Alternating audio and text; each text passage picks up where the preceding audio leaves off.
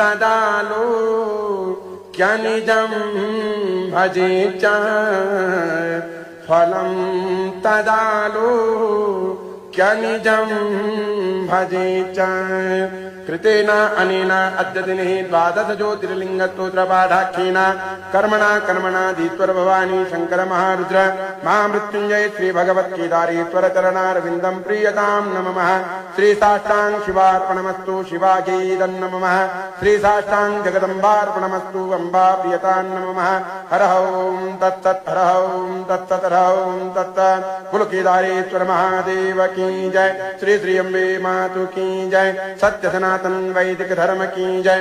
ओम नमः पार्वती पतये शिव हर हर हर महादेव शंभो।